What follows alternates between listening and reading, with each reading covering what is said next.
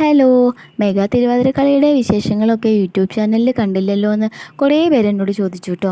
അത് വേറൊന്നുമല്ല, പ്രോഗ്രാമിൻ്റെ അന്ന് തന്നെ എൻ്റെ ഫോൺ കംപ്ലൈൻ്റ് ആയി. ഒരു ദിവസം മൊത്തം ഞാൻ ഫോണില്ലാതെ ആകെ കുടുങ്ങിപ്പോയി. അത് അന്നത്തെ ദിവസം കംപ്ലൈൻ്റ് ആയതാണ് കേട്ടോ പ്രശ്നമായത്. എല്ലാ കോളുകളും മെസ്സേജും ഒക്കെ അതിലേക്കാണല്ലോ വരുന്നത്.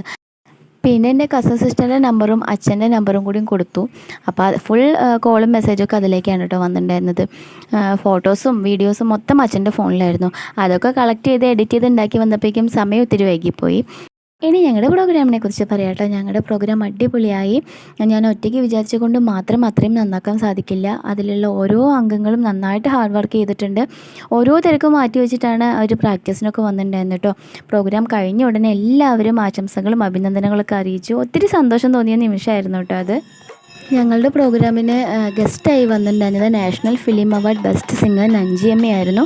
ഒരു 5:30 5:45 ആ ഒരു ടൈമിൽ നഞ്ചിയമ്മയെ ഞങ്ങളെല്ലാവരും കൂടിയും ആനയിച്ച് സ്റ്റേജിലേക്ക് കൊണ്ടുപോകുന്നതാണ് കേട്ടോ നിങ്ങളിപ്പോൾ കണ്ടുകൊണ്ടിരിക്കുന്നത്. അടുത്തത് ഭദ്രദീപം തെളിയിക്കുന്ന ചടങ്ങായിരുന്നു. നഞ്ചിയമ്മയും കൂട്ടി ഞാനും ചെയർമാൻ ഉഷേച്ചി പിന്നെ ഈ പ്രോഗ്രാമിൻ്റെ മറ്റു ഭാരവാഹികൾ എല്ലാവരും ചേർന്ന് ഭദ്രദീപം തെളിയിച്ചു. എനിക്കിതിൻ്റെ വീഡിയോ കിട്ടിയില്ല കേട്ടോ. അപ്പോൾ ന്യൂസിൽ ഞങ്ങളുടെ ഈ പ്രോഗ്രാമിൻ്റെ ന്യൂസിൽ വന്നിട്ടുണ്ടായിരുന്നു. അപ്പോൾ ആ ക്ലിപ്പ് ഞാൻ നിങ്ങൾക്ക് വേണ്ടി ഇതിൽ ഇട്ടു എന്നേ ഉള്ളൂ. ഇതിന് ശേഷമാണ് കേട്ടോ ഞങ്ങളുടെ പ്രോഗ്രാം സ്റ്റാർട്ട് ചെയ്തത്. 4 റൗണ്ടാക്കിയിട്ടാട്ടോ ഞാൻ ഇവർ സെറ്റ് ചെയ്തിട്ടുണ്ടായിരുന്നത്. ഫസ്റ്റ് കുട്ടികൾ വന്നു, അതിൻ്റെ പിന്നാലെ ഞങ്ങൾ ഓരോ റൗണ്ടാക്കിയിട്ട് അങ്ങനെ ഗ്രൗണ്ട് മൊത്തം ഞങ്ങളങ്ങനെ നിറഞ്ഞു നിൽക്കുകയായിരുന്നു. അതിനുശേഷമാണ് ഞങ്ങളുടെ പാട്ട് വന്നത്. പാട്ട് വെച്ചതിന് ശേഷം എല്ലാവരും നന്നായിട്ട് എൻജോയ് ചെയ്ത് കളിച്ചു.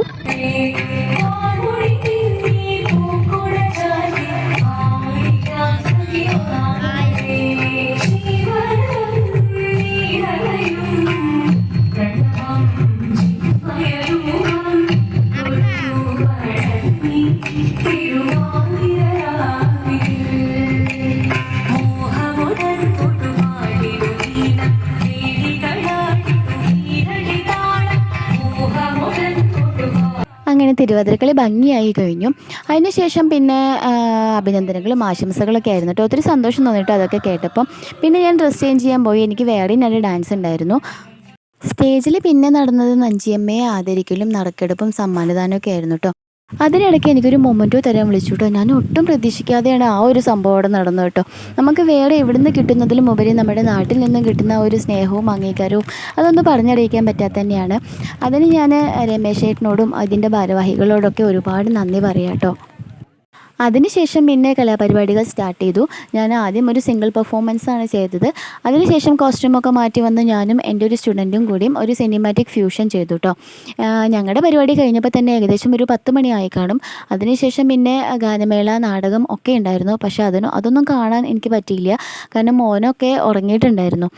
അപ്പോൾ അങ്ങനെ ഞങ്ങളുടെ പരിപാടി ഉഷാറായി. പിന്നെന്താ, വീഡിയോ ഒക്കെ കണ്ട് ഇഷ്ടപ്പെട്ടവരെല്ലാവരും സപ്പോർട്ട് ചെയ്യണം. Okay, bye. അടുത്ത വിശേഷങ്ങളൊക്കെ ആയിട്ട് അടുത്ത വീഡിയോയിൽ കാണാം കേട്ടോ.